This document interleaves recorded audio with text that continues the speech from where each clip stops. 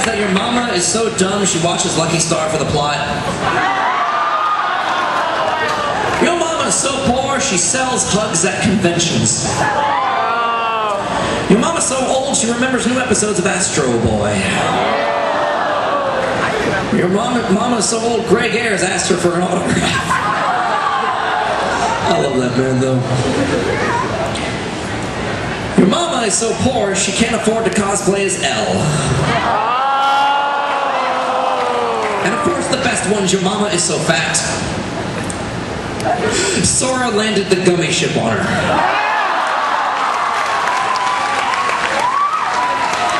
Your mama is so fat, the only cosplay she can pull off is Katamari. Your mama is so fat, they modeled a Legend of Zelda dungeon after her back. And of course the best one, your mama's so fat, she cosplays as a ninja, everyone thinks she's doing Joji.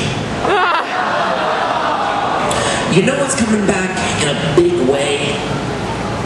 Your mom's coming back in a big way. That's what she said. That's another one of those stupid anti-jokes that just kind of came back into popularity. That's what she said. And of course, as a comedian, you kind of feel offended and a little bit threatened by it. People can just pop up the punchline. There's no elegance. There's no build-up. It's just, your mom! And everyone goes, and it's just such a shame. Your mom's addicted too. Did you ever realize that? Once you pop, you can't stop. She's a slippery slope that many men travel down and get stuck into the pit beneath. And that's what she said. But I'm getting tired of your mom, though. She's no longer doing it for me. I think it's time to lay your mom to bed, put her to rest, and lay her down once and for all. That's not what she said, but I will give her the credit for it. For me, the only way to care about your mom again would be if a giant comet were suddenly discovered right outside the Milky Way by Professor Richard, your mom, of Yale University. And because he discovers the comet, he gets to name it after himself, the Your Mom Comet. And we all have a quick little laugh because your mom is roughly the size of Canada, composed of ice particles and hurtles through space at about 1,000 miles per hour. Scientists gather to stare at your mom's tail for so long J-Lo gets jealous. But NASA predicts that your mom is on a straight collision course with the Earth. It is predicted that the impact from your mom will cause a massive explosion of 10 trillion megatons that would in fact shatter China, evaporate Lake Titicaca, and demolish Intercourse, Pennsylvania, which she never approved of to begin with. The dust clouds caused by your mom would cause a huge dust cloud that would simply block out the sunlight, and Earth would crumble and go into a second ice age, just as when your mom killed the dinosaurs. And that's a problem. People realize that your mom's coming, and they realize your mom is coming down to give us this cosmic spanking that we will never forget. And mankind does what it does best in these situations. Panics. People learn of your mom's coming and they start frantically cleaning up their apartment so it looks good when your mom arrives, and start shoving empty soda cans and beer bottles under their bed and shoveling all their laundry into the closet so it looks good when your mom arrives. Out of guilt, they start calling cousins that they haven't spoken to in years and calling their grandmothers and wishing them a happy birthday, whether it's a date or not. They don't care anymore!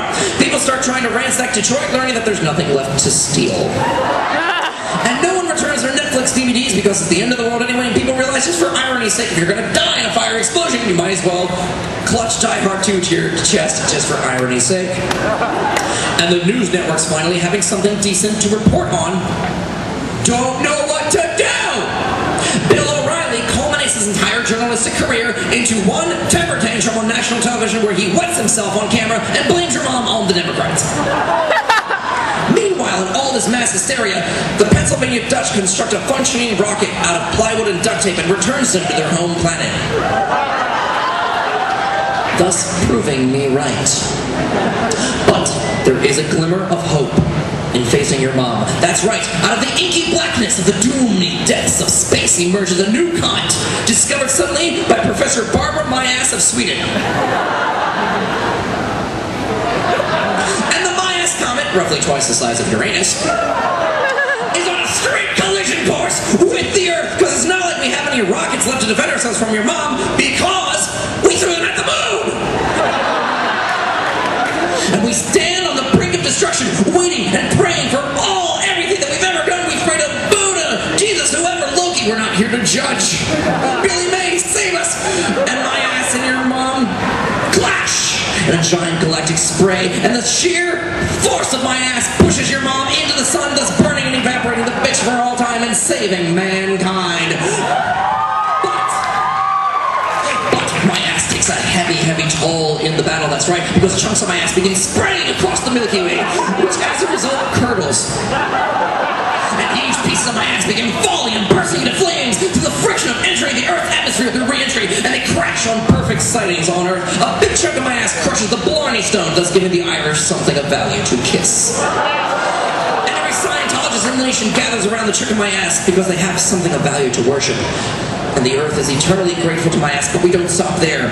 We reserve a calendar date to honor the memory of my ass. We parade enormous chunks of my ass down Main Street in every major city in America.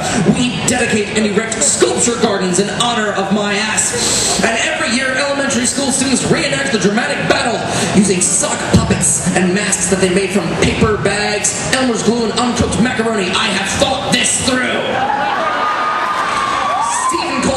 My ass with a fancy new tattoo on his left butt cheek, next to the portrait of Haley's Comet he keeps on the right. He's big into symmetry. It's just a thing that happens, and the Earth is eternally grateful to my ass.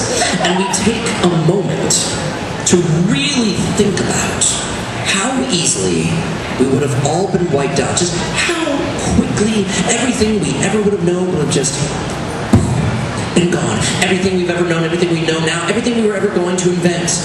Everything from compact discs to yoga classes to Star Blazers DVDs to cotton swabs to chicken fried steaks to your saved game of Batman Arkham Asylum. And France and duct tape and scotch tape and pipe cleaners and Thomas the Tank Engine and aardvarks. And Christopher Walken and Mark Hamill and werewolves and napalm and lollipops and silly putty and churches and Neil Gaiman's graphic novels The Sandman. Patriotism and Judaism and sexism and racism and classism and chocolate cake. Every text message ever sent, every Facebook status update, every word ever written by Shakespeare, every thought and opinion ever composed by Confucius and Jesus and the Buddha, every hand you've ever shook, every chunk of corn ever stuck in your teeth, every pair of lips that have ever touched yours, dogs and planes and snakes and trains and automobiles, every great picture that you've ever taken, every dream, forgotten bumper cars, laser tags, paintball, every opinion, every religious reason that has ever justified taking the life of another human being. And mullets and bag butts and redheads. Poof. All could have been gone. And we take a moment to really let that sink in as a race. That we admit and we honor the noble sacrifice of my ass, how hard and long it's fought against your mom, and we realize that even though she is now gone and dead forever, your mom was fat, crooked, and hard to handle, and that's what she said.